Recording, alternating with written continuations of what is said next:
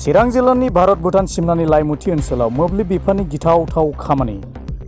भारत भुटान सिमनानि ओनसोलाव थानाय लाइमुथि मिरु दैसा गामियाव गोबाव समनिफ्रायनो औवानि कारेन्ट पस्ट बानायनानै मोनसे गिथावथाव थासारिजों सोलिबोदों।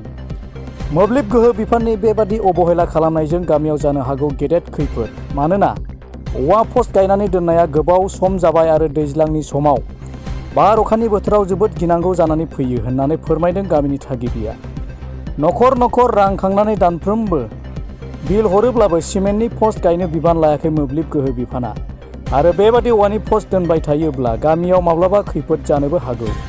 मोब्लिब गोहो बिफाना बिबान लानानै सिमेन्टनि पस्ट जेन' गायनानै होयो बिनि थाखाय खावलायदों गामिनि थागिबिफ्रा। बे गामियाव जे जों कर'ना जादों बे जाहैबाय कन्ट्रेक्टारनि दारै जाहैबाय बियो।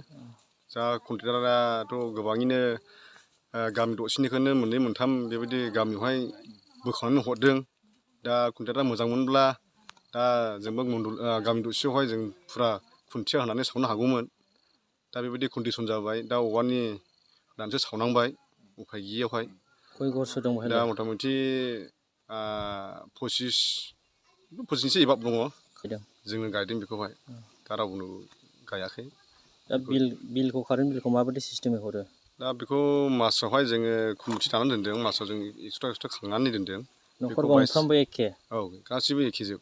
सोरबाबा न'खर गंसेयाव सोरबा सेल' बाहायगोन, टिभि बाहायगोन, खिन्थु सोरनिबा न'खराव खालि लाइट मोनसेल' सावगोन, बे गासिबो एखे? गासिबो एखे। बेयाव फांखा सेल' आरो गासिबो बेयावनो थाजोब्बाय एक्सट्रायावनो। बेनोल' दाबिनाया। दा जोङो माने बिराद रिक्सनि खोथाखा नालाय बियो। दा जोङो मोननोब्ला फाक्कानि पस्ट नांगौ, कन्जुमार नांगौ, जेबो गैया। बेनिखायनो जोङो दा अनोब्ला दा गोदान सरकारा जेन अननानै हरनो जों बेखौहाय लुबैयो आरो।